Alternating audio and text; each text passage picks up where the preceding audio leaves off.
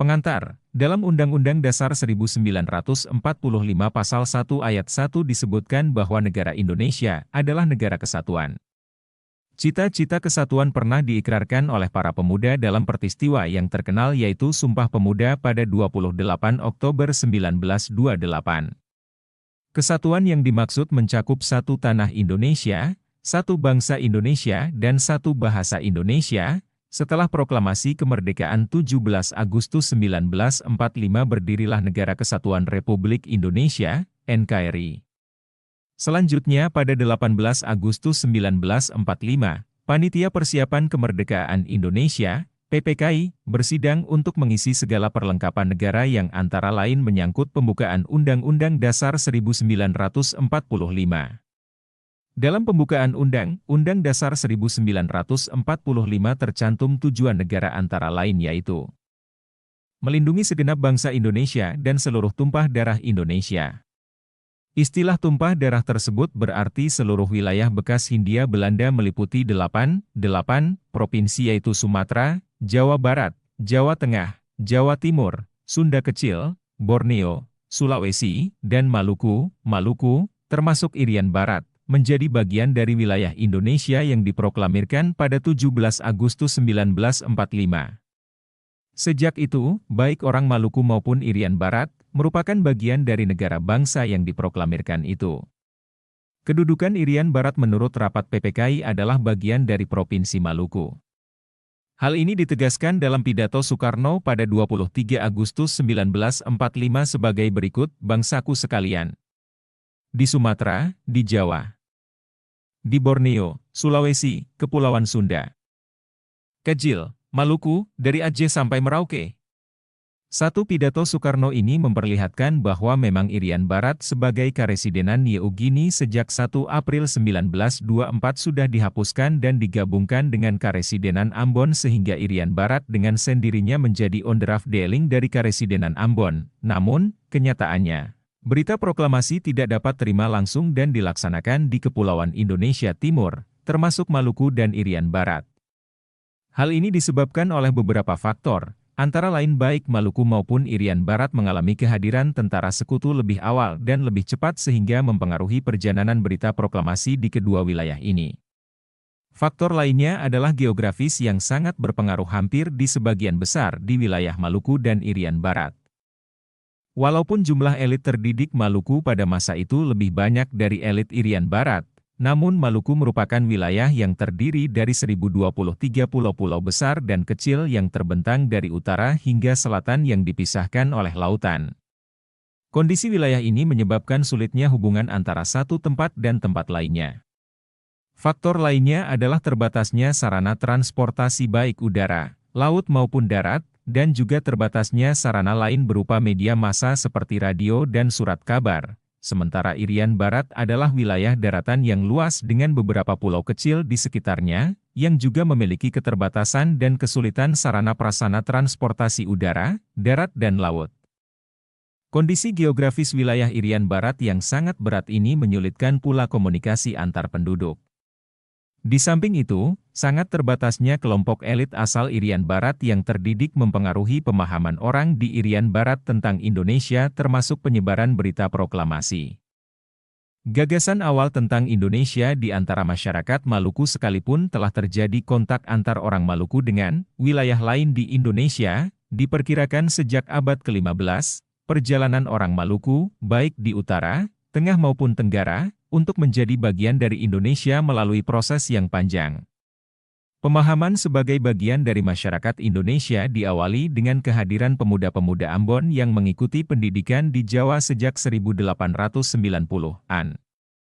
Mereka melanjutkan kuliah di beberapa kota di Tanah Jawa, Jakarta, Bandung, Yogyakarta, Semarang dan Surabaya, di samping Sulawesi, Makassar dan Tondano.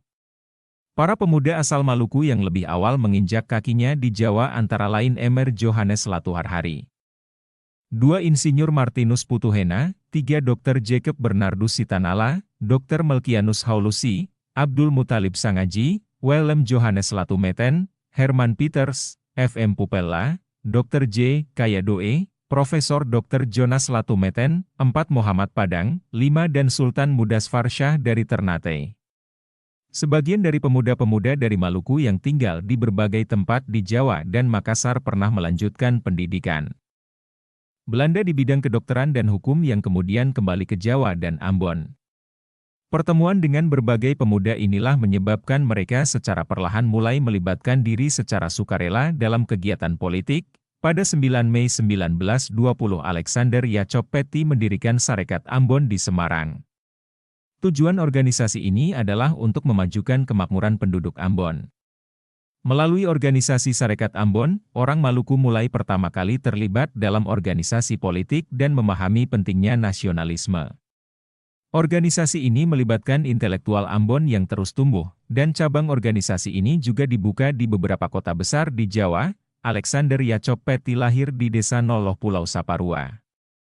Dia menamatkan pendidikan dasar di Saparua Shashe School di kota Saparua dan melanjutkan pendidikannya di Surabaya, yaitu di Sekolah Kedokteran Nias, Nederlandsche Indische Artsen School.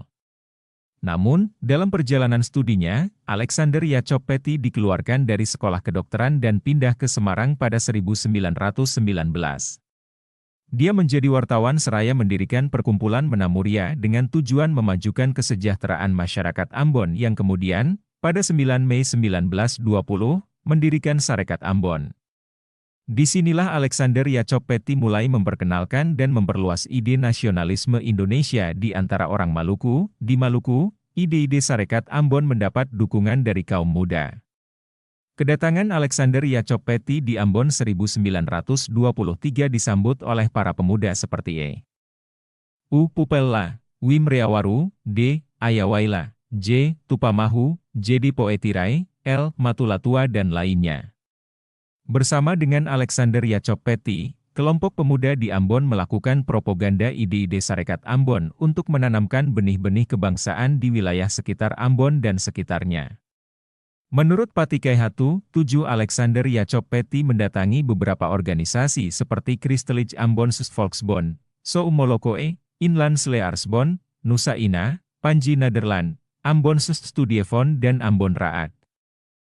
Organisasi-organisasi inilah yang sering dihubungi Alexander Yaacob Petty untuk menyebarkan propaganda anti-Belanda. Namun, perjalanan Sarekat Ambon di Ambon mendapat tantangan.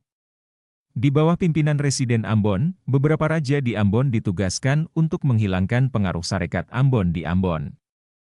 Raja-raja yang dianggap terlibat dalam organisasi ini diancam, akan diberhentikan, dan banyak guru-guru yang diberhentikan dan dari jabatan, sementara ada yang dipindahkan dengan alasan tertentu. 8 oleh karena gerakan yang dilakukan Y.A. Petty ini dianggap sangat membahayakan pemerintahan Belanda. Maka Petty ditangkap dan diadili di Makassar pada 1924 dan kemudian diasingkan ke Bovendigul di Irian Barat. Perjuangan Petty dilanjutkan oleh MRJ Latuharhari yang membawa Sarekat Ambon bersama organisasi politik lainnya di Pulau Jawa untuk mencapai tujuan Indonesia merdeka. Sementara di Ambon, Sarekat Ambon tetap bertahan sekalipun mendapat tantangan dari lawan politiknya Regentenbond dan Moluksche Politiek Verbond. Perjuangan terus dilakukan dengan mereorganisasi seperti dilakukan D. Ajawaila dengan bimbingan MRJ Latuharhari di Jawa.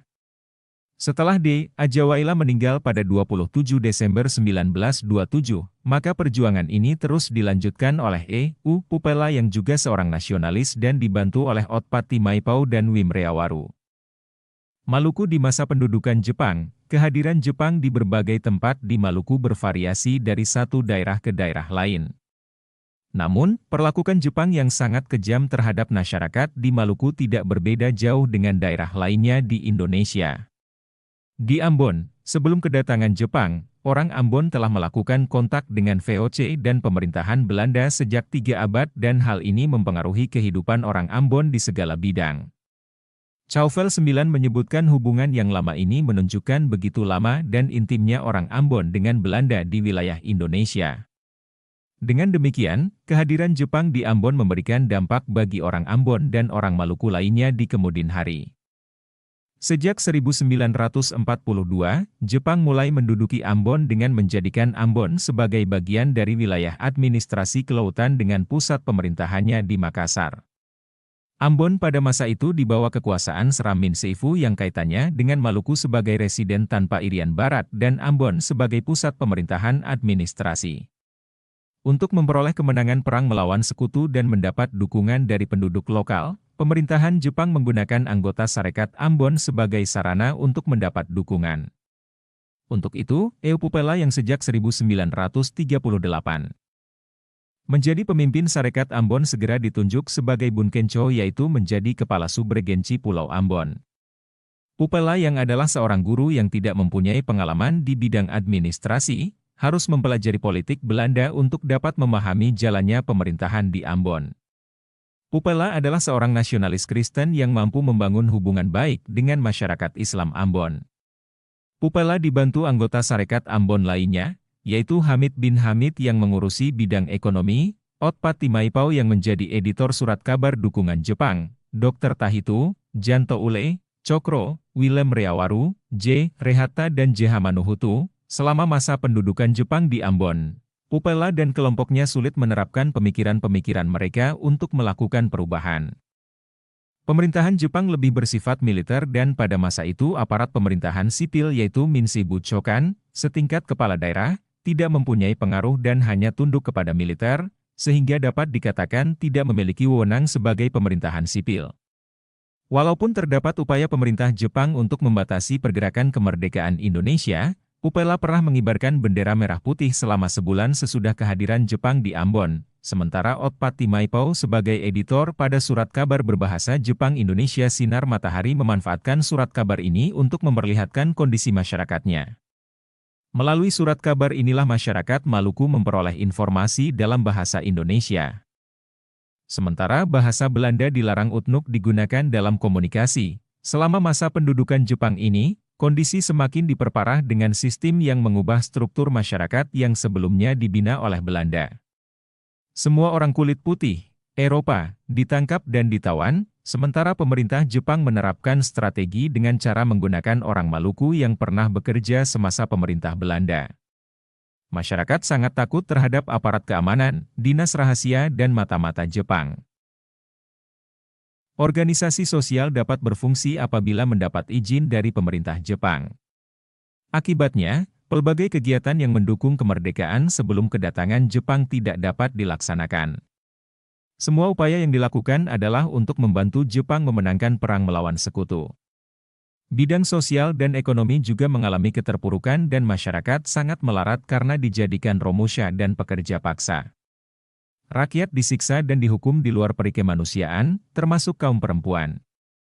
Di bidang pendidikan, sekolah tidak berjalan sebagaimana mestinya dan dijadikan alat propaganda Jepang. Bahasa Jepang digunakan baik di sekolah-sekolah maupun kantor-kantor, para pemuda diwajibkan mengikuti latihan militer. Masyarakat Maluku baik di Utara Tengah dan Tenggara diwajibkan mengikuti budaya Jepang melalui sikap, cara berpakaian dan menghormati bendera dan menyanyikan lagu kebangsaan Jepang.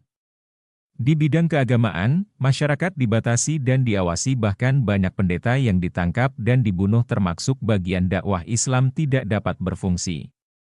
Para intelektual yang dianggap berbahaya ditangkap dan dibunuh sehingga mempengaruhi hubungan antara Maluku dan dunia luar. Penggunaan radio sangat diawasi kecuali yang berhubungan dengan upaya yang dicapai meraih kemenangan Jepang. Sementara selama itu, gerakan kemerdekaan dilakukan secara sembunyi, yaitu melalui gerakan bawah tanah dan melalui mata-mata sekutu untuk mempersiapkan kemerdekaan Indonesia. Hubungan kelompok pergerakan Ambon dengan tokoh pergerakan nasionalis di Jawa semakin sulit sebagai akibat dari ketatnya pengawasan pasukan Jepang. Sumber buku sejarah berita proklamasi kemerdekaan Indonesia. Penerbit Direktorat Sejarah dan Nilai Budaya Direktorat Jenderal Kebudayaan Kementerian Pendidikan dan Kebudayaan 2015.